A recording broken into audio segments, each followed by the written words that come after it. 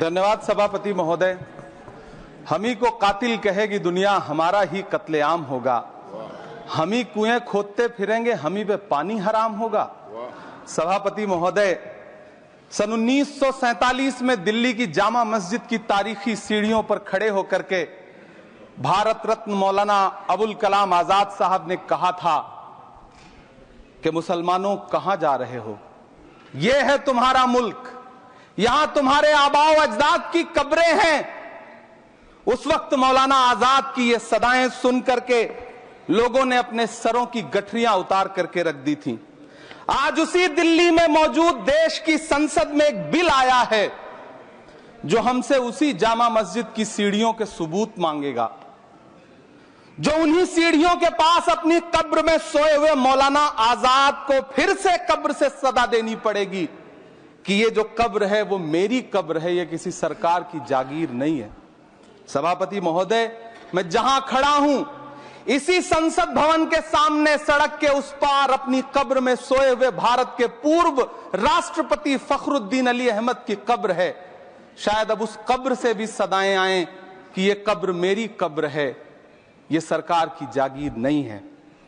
सभापति महोदय, मैं वक्फ कानूनों में किए जा रहे संविधान विरोधी बदलावों के खिलाफ बोलने के लिए खड़ा हुआ हूं। संविधान का आर्टिकल 14 हो, 29 हो, 30 हो, चीख चीख कर कहता है कि देश में सब बराबर के हकदार हैं। आर्टिकल 26 कहता है कि सबको अपने अपने मजहबी कामों के लिए मंदिर, मस्जिद, गिरजाघर, गुरुद्वारों का निर्माण करने का हक है और उसका रखरखाव का भी हक है।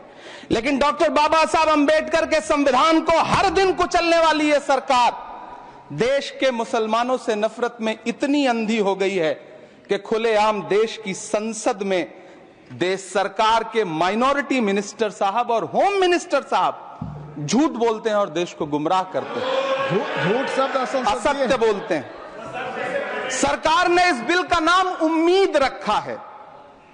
मंत्री जी कल से इसे देश के मुसलमानों के लिए नई उम्मीद बता रहे हैं। नहीं मंत्री जी, न तो यह बिल मुसलमानों के लिए नई उम्मीद है और न ही उम्मीद की नई किरण।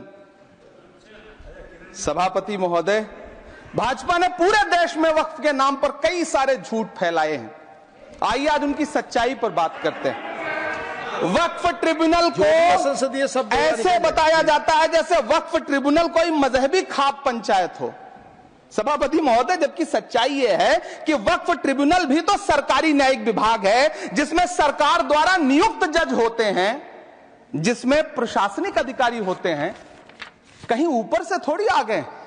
सभापति महोदय, देश के गृह मंत्री जी ने इसी सदन में कहा कि वक्फ ट्रिब्यूनल के फैसले के खिलाफ कोई कोर्ट नहीं जा सकता, जबकि सच यह है कि वक्फ एक्ट 1995 की धारा 83(9) के तहत हाई कोर्ट वक्फ ट्रिब्यूनल के फैसले की न सिर्फ समीक्षा कर सकता है बल्कि उसे बदल भी सकता है। सच तो यह है कि वक्फ बोर्ड खुद अपनी जमीनों के लिए कई सारी कोर्ट में मुकदमे लड़ रहा है।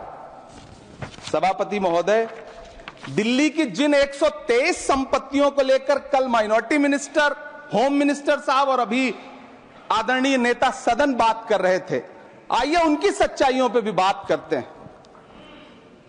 1911 में जब अंग्रेजी हुकूमत ने कोलकाता के बजाय दिल्ली को राजधानी बनाने का फैसला किया तो रायसीना हिल्स के चारों तरफ जो मुसलमानों की ढेर सारी जमीनें थी उनको एक्वायर किया गया और लुटियन को इसकी तामीर की जिम्मेदारी सौंपी गई।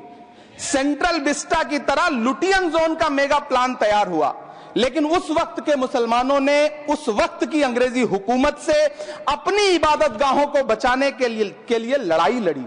मामला ब्रिटिश गवर्नमेंट तक पहुंचा। तब यह तय हुआ कि वो जो धार्मिक स्थल हैं उन्हें जस का तस रहने दिया जाएगा।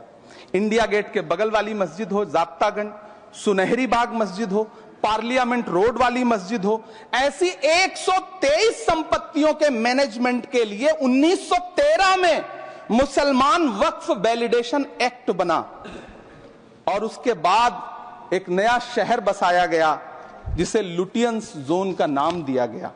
फिर 1943-45 के बीच एक और समझौता हुआ आजादी से पहले उसके तहत काफी सारी वक्फ जायदादों को सुन्नी मजलिस औकाफ बनाकर उसके अंडर किया गया ताकि उसकी देखरेख की जा सके।